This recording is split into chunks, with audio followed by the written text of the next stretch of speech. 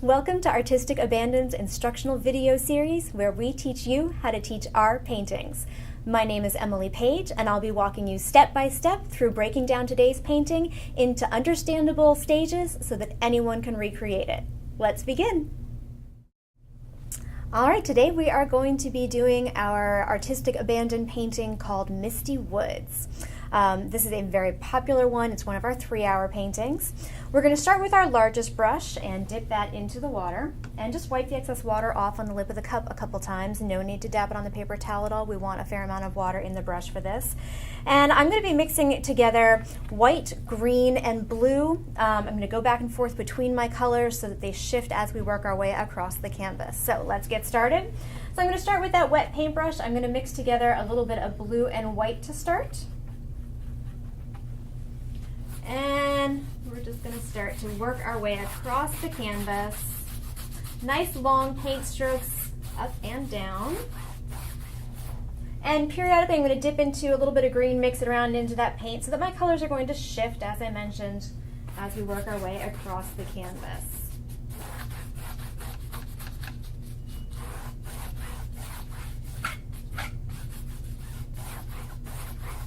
Now we want to stay generally on the lighter side of things, so I'm using a fair amount of white in my paint as I go. Certainly if your students want to darken things up to make them a little bit more vivid, they can. This is going to give a hazier look. It'll look, I guess, a little more summery if they have more green and blue as opposed to white. But again, let those colors shift and merge. Now when I'm having customers blend, what I generally do is I take my next color, so let's just take a little bit of white on the brush. I'll start right next to the last color, so I'm doing this on the dry blank canvas. I get the worst of the paint off the brush, and then I'm going to go back on top of both colors at the same time. So I'm overlapping both so they start to blend and merge. So you'll lose a little bit of each color as they become a new color in the center. That's going to keep us from getting really hard edges. You'll also find that sometimes your students will start halfway down or not start at the top and pull down, and they end up with these weird little stopping and starting marks, I suppose. So just encourage them to take some long streaks back and forth all the way top to bottom to smooth that out, to get yourself a nice, even, smooth background.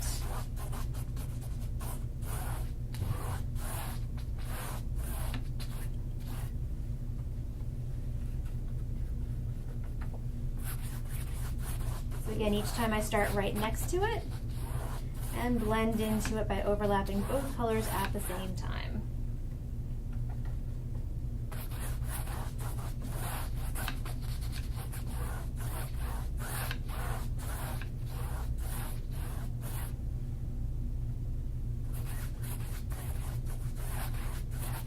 And it's up to you if you want to go bluer or greener.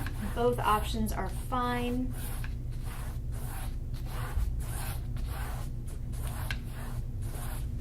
And where you choose to get more intense with your colors doesn't ultimately matter for this painting either, so anywhere you choose to do your lighter or your darker is totally fine. The great thing about this painting is it's not precise for these first few steps.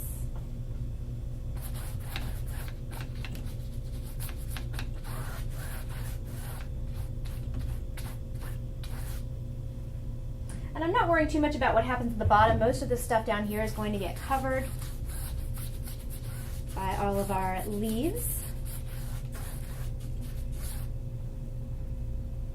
Almost done, and then we are going to stop for a second and we're going to blow dry this. So you can plow ahead if you want to with your students, but I generally find that stopping to blow dry is a good idea here so that they can rest their hand against dry canvas when they start to do their trees. It's going to give them much better control over their paintbrushes and what happens here. So we're going to pause for just a second and I'm going to hit this with a hairdryer. Okay, we are back with a nice dry canvas. We are going to switch to a small round brush now. We're going to start to put in our background trees. So I'm going to take that brush, and anytime you're using this brush, you want to encourage everybody to be very gentle with it. They fray very easily. So part of being gentle means reloading frequently. It means adding water to the paint. We're going to mix ourselves a nice light gray. So I'm going to get just a little tiny bit of black on the brush, mix that around into fair amount of white so that we get a nice pale gray. We definitely want to make sure they're staying on the lighter side at this point. We've got 2 more shades to go, and if we get too dark too fast, you're going to end up with all black trees. All right, so that brush, once I've got a color that I like, I'm going to dip it into the water, pull its sopping wet out of the water. I'm going to mix that around into the edge of my paint. I'm not trying to water down the entire pile. It would take me forever to actually get to a watered down stage that would be appropriate for this. So I just do a little bit at a time at the edge. I tap the water into it, and the goal is to make this the consistency of a creamy soup. So something like broccoli cheddar soup, lobster bisque if you're fancy, not so thin that it's runny like broth. When you've got a color and consistency that you're happy with, we're going to start to work our way across the canvas with our trees. Now I'm going to hold my paintbrush right up close to the bristle, resting my hand on the canvas as I go. You wouldn't try to write with a pencil on a piece of paper, holding it back by the eraser and expect to have any control over it. Same thing with the paintbrush. And you'll see that about halfway to 2/3 of the way down, I'm having to stop and reload. Don't just press down harder. That gives 2 issues when you do that. One, it's going to give you fat spots along the way. The harder you press, the fatter the line. The other issue is that it's going to start to fray out the brush because you're pressing down harder, which means you won't be able to get thin lines where you want them. And for my trees, I'm going to start to add a few branches onto them. Now notice that I'm not coming out even close to horizontal with these. I'm keeping them really close to vertical actually. Our trees that are going to be in the foreground are going to fan out more, so these ones we want to stay pretty simple with. They can overlap each other. They don't need to be perfectly straight. Trees do wobble and weave, and not every tree has to have branches. So try not to get too regular with your spacing. As you go, you're using up your watered down paint, so periodically you'll need to water down a little bit more, replenish the reservoir. Let's go ahead and put a branch on this guy.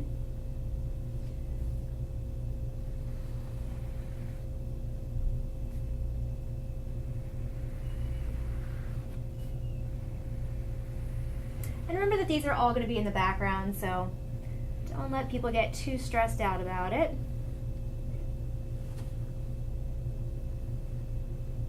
When I do add branches, I try to make sure I'm not making them all start and stop at the same height. So I've got a couple here that are starting and stopping at the same height, so I need to make one that's a little lower or a little higher so that they're not all totally uniform. You can do as few or as many trees in your background as you want. They, again, do not need to be straight. I do like them to be a little bit fatter at the bottom than the top, but even that's not absolutely required. If you are trying to get straighter lines, I find that the faster you go, the less you wobble, kind of like when you are riding a bicycle. So the slower you go, the more you weave. Exact same thing when you are trying to get straight lines on a canvas. So you can see I'm reloading my reservoir every 2 to 3 trees, making sure I've got plenty of water in the paint.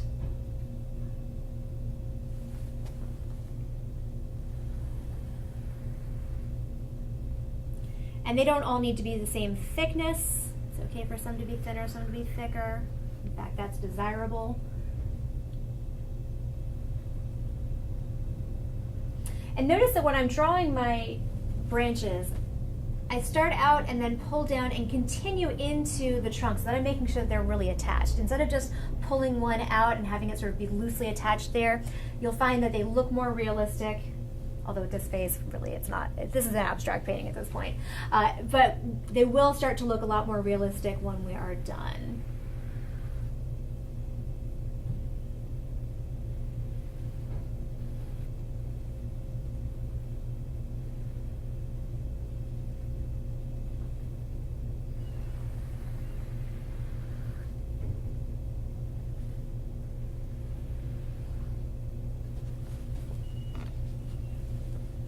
So obviously I'm doing this fairly quickly. Expect your students to take roughly 3 times as long as you do for each step. So as you paint it for the first time, plan accordingly so that you know how much time you need to allot for each step. And that way you can rush people through the less important stuff, because they will get bogged down in the little details that they don't really need to be bogged down in. And that way they've got more time for the important stuff.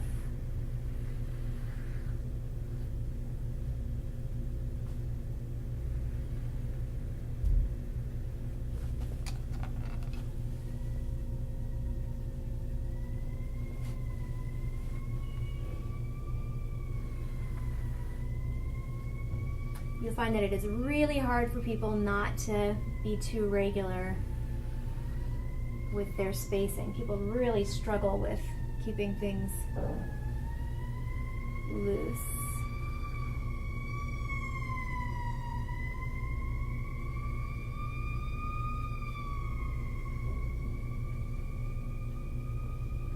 Just be able to squeeze a couple more in here. And then we will move on to our next step.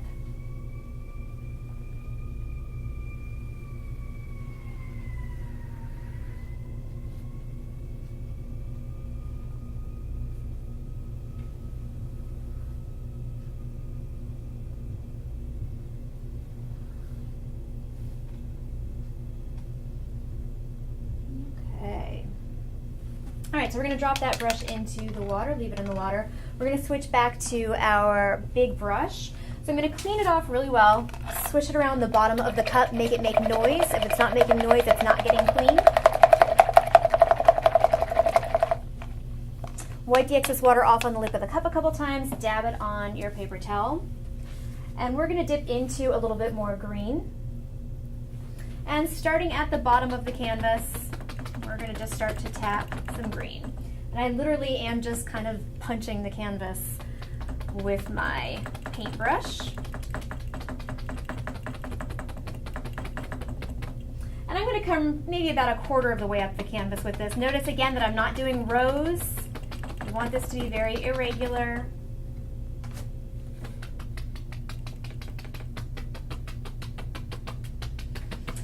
So I have them coming up to different heights so that I don't have just a line going straight across. And then we're going to mix a little bit of green and yellow together. So we're just making a lighter green. And we'll do essentially the same thing, overlapping that green, adding more so that we're filling in more of our canvas at the bottom. You'll see your trees peeking through just a little bit here and there.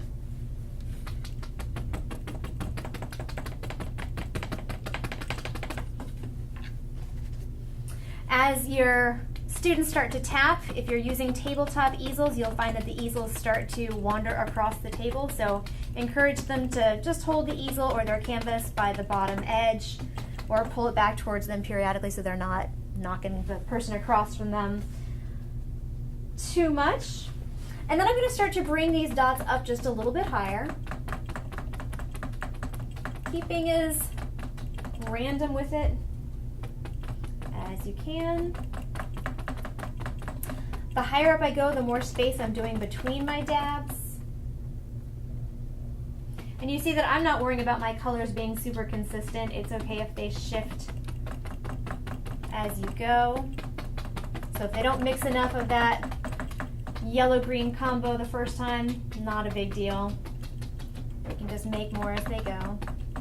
And then I'm going to change paintbrushes. So we're going to use a small frayed out square brush. I actually take a set when I first get them. I keep a nice set of everything, but I also take a set and scrub them on the sidewalk or your driveway or whatever pavement you've got so that it gets nice and shredded. I'm going to dip that into the water, dab it on the paper towel, dip back into that same green and yellow combo. Mix yourself some more if you need to. And we'll come up even a little bit higher now. Still just tapping, just like we did with our bigger brush. And we'll come down and overlap our bigger taps just a little bit. so that they kind of blend in with it. So you can see I've given myself some little peaks, almost like Christmas trees.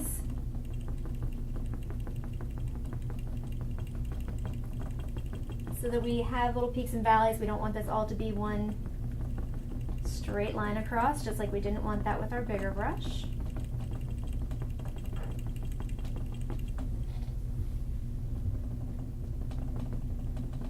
So you can see I'm not coming up as high with this one as I did with that one. Again, so that everything isn't too uniform and neat and tidy. It sounds strange, but sometimes neat and tidy is the enemy. This is one of those cases where it is.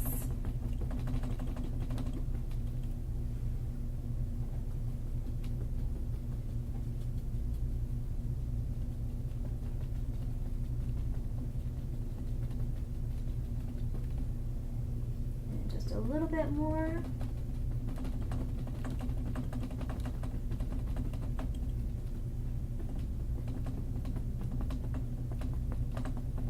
And then I just take a couple of random ones. Notice I don't have very much paint on my brush. Just tapping a little bit into our backgrounds.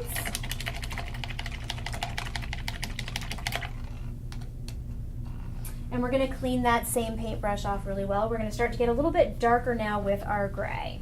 So I'm going to take just a little bit more black, mix it into my gray. If they've used up all their gray, they can make more. Just make sure they leave a little bit off to the side so they can see what their last shade of gray was, so they can make sure that they're darker. We still don't want to go too dark though. So we're going to be going one more shade darker than this. And we're going to do two trees. So my first one is going to be a little bit left of center. Don't worry about where it is in relationship to any of the trees in the background. That is totally unimportant. Just paint right over those. And I'm really just using the width of the brush for this. Now a little bit of green is going to get in there towards the bottom. That's okay. If you want to stop and blow dry in between, you can. I don't really bother, but it's totally fine to do that.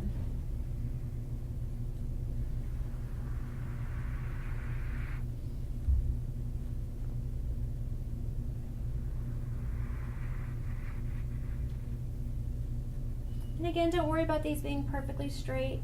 It's okay for them to wiggle and waddle. All right, drop that brush into the water. We're going to switch back to our pointy brush. Water down a little bit of that same color, and we're going to add some branches. This time we're going to let those branches be a little bit more horizontal, and they're going to wobble more.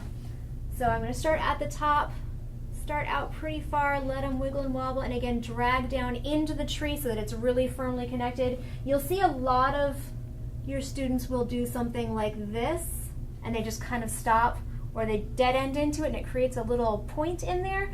We just want to round that point out. That's what makes it really look connected to our tree. It's okay for your lines to cross over each other, and you can do some secondary and tertiary branches off of those. And just make sure that you're letting everything wiggle and wobble a fair amount. I really like to drag these branches out farther than you think you need to. Otherwise, you'll get people that will come in and just do this, and it looks like someone's come through and hacked off all their branches, which is really sad.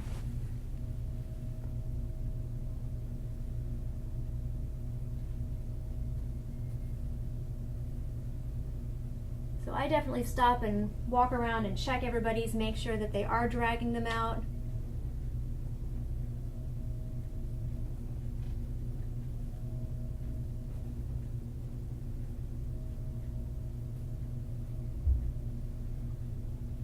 And we'll add a couple on our other tree. I'm going to add a little bit more water to my paint since I'm using up that watered down paint as I go. Your water is going to be all sorts of funny colors pretty quickly. People will start to panic about that. It is going to change it just a little tiny bit on your palette. It's still going to do what we need it to do on the canvas though.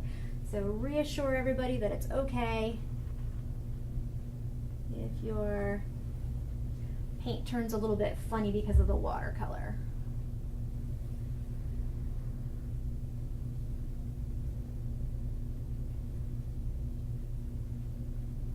Let's do one down low just for variety's sake.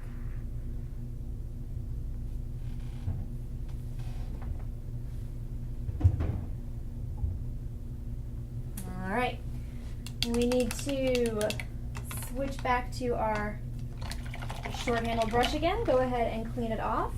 We're going to mix a little bit more black into our gray now, so we're getting even darker. So this could be pretty dark. We just want to make sure we're not so dark that black won't show up on top of it. I'm doing this with a wet paintbrush again. I'll add just a touch of water into my paint. And I'm going to start on the left-hand side of the canvas.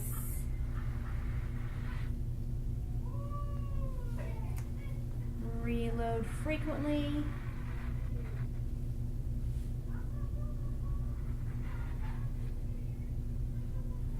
And it sounds like we have someone outside having a really good time. Well, hopefully everybody watching this will be having as good a time, so they can join in with the cackling.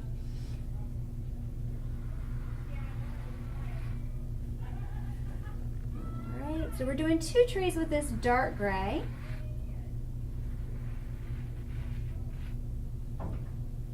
And again, you can see that these are wobbling a fair amount. That's okay. And I'll switch back to my big green-handled brush. We're going to do two things with this brush. So the first one I'm going to do, with that same color, I'm going to take a little bit of shadow down the right side of each of my lighter trees. So you see I'm not doing a solid line with this. I'm pressing lightly. I have water in the paint. So we've just added a little bit of shadow to that right side. I just take it a little tiny ways into the beginning of my branches on that right side. No need to do anything on the left side.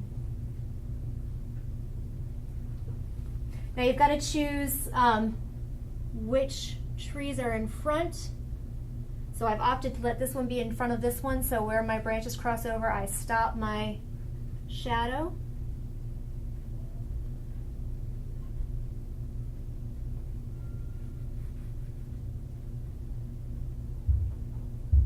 If at any point you feel like it's gotten too dark, you can always take a little bit of lighter gray back on top. But I don't mind a fair amount of contrast on this. I think it makes it just read as a little better painting. All right, same color, I'm going to use that to add some branches onto those other trees that I just did. Same rule applies. You want to drag them out to the edges of the canvas, or darn close, and you want to drag them into the tree trunks so that they're really connected. Fattest part of the branch should be where it hits the trunk, so I increase my pressure as I go. These trees are in front of these guys behind, so again, your branches can cross right over. Let them wiggle.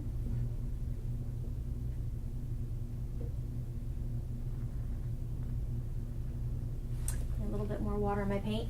So when you see the paint start to break up like this, that's called scumbling, and that means you either don't have enough paint in the bristles or enough water in the paint, or both. So always stop and reload whenever you see that.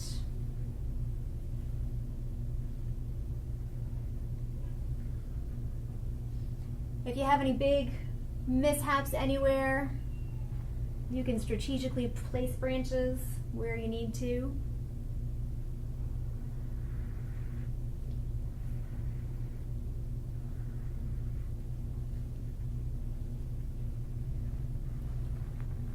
So in the center of the canvas, we're going to want this to be a big tangle mess of branches, so that we have lots of leaves in the center to make this nice and pretty.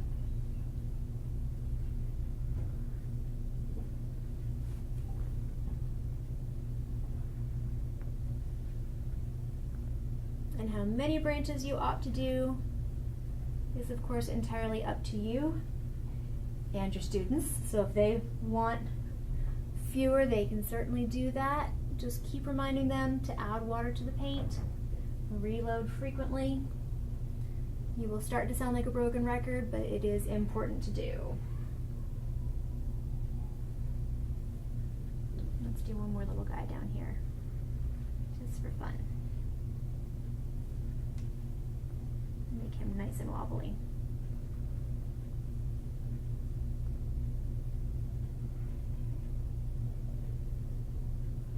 There we go.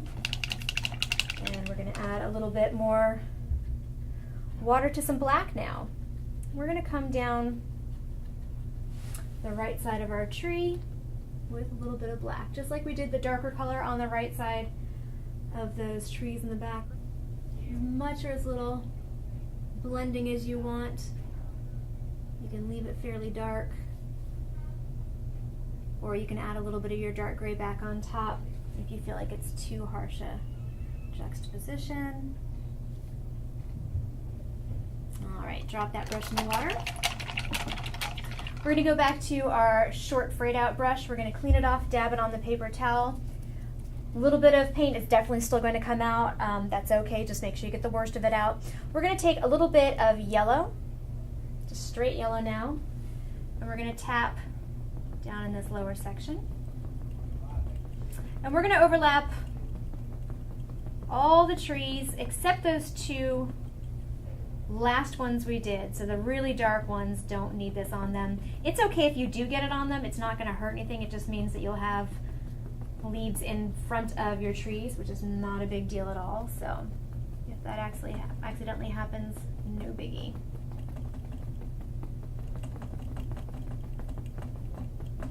Then I'm going to mix a little bit of yellow and white together. So I'm going to take a big old scoop of white, set it down next to my yellow, and just mix those around together. We're going to do a few dots of that up high.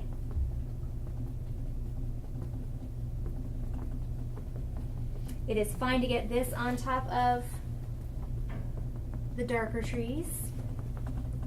I generally take a break before I do these so that my trees have time to dry. We're not going to worry about that for this. Alternately, if you are running short on time, if it's taking them a little longer than you anticipated, you can stop and blow dry them. But as I say, we're not going to worry about that today. And then a few that are really far spaced out towards the center of the canvas. And then we'll pick it up again down below.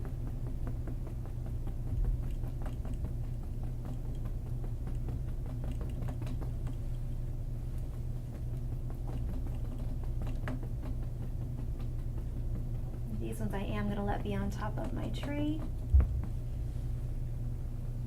And then we're going to do basically like little football shapes or almond shapes. I'm going to take a few that are just clustered a little closer together.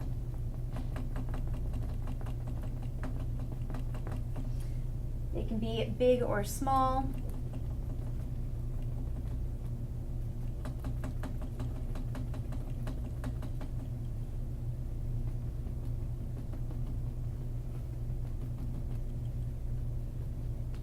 And you can do as many or as few of them as you want. Try not to get too regular with the spacing. If you have some that seem like they're all perfectly spaced out, just add an extra in somewhere to mess it up.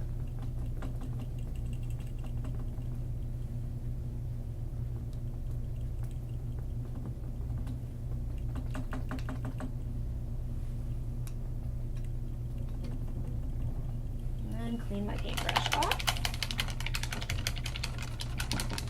And now we get to add a little bit of red. So clean that brush off really well, dab it on your paper towel again. Spin that palette around so you can access it. And on all of our branches for our dark trees, we're going to take little flicks. You can flick in or out from the branch, and I'm alternating sides. Notice that I'm putting a little bit of space between them. Depending on the direction of the branch, that'll determine which direction your little leaves are going. So these guys all point out that way. On the other side, they're going to point the opposite direction. Because we've got this nice tangle of branches in the center, expect that you're going to end up with More of these in the center, obviously. You can see I'm not worrying about being perfect. Some of them don't even necessarily touch the branch. You don't need to be exact with this. It's a loose enough painting. We've got some play.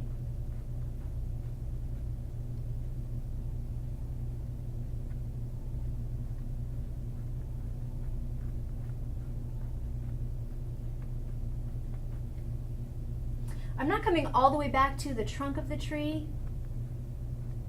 Usually your leaves start out a little bit farther than that.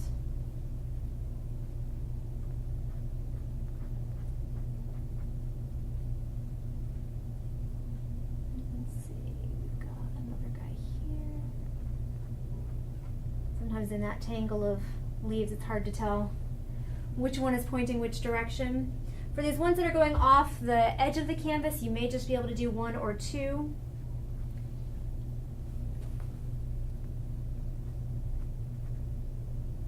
I think that one is close enough. I'm not going to do any at all up there.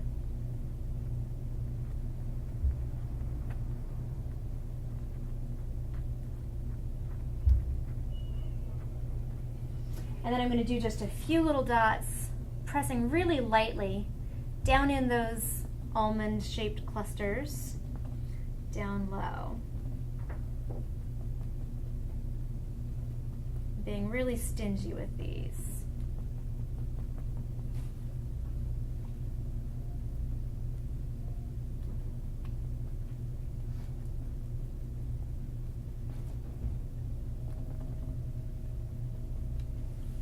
All right, and then we are on our final and most important step, which of course is to sign it. You can sign with whatever color you want. You can sign anywhere you want. I like to do it in the bottom right corner. I just do my first initial and last name, but however they want to do it is up to them. Water down the paint. Use that small round brush.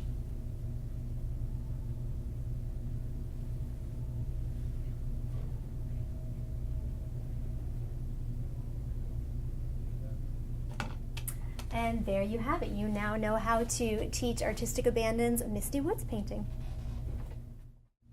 For a list of supplies or for more information on licensing Artistic Abandon's paintings to teach in your own home or classroom, you can visit www.artisticabandon.com.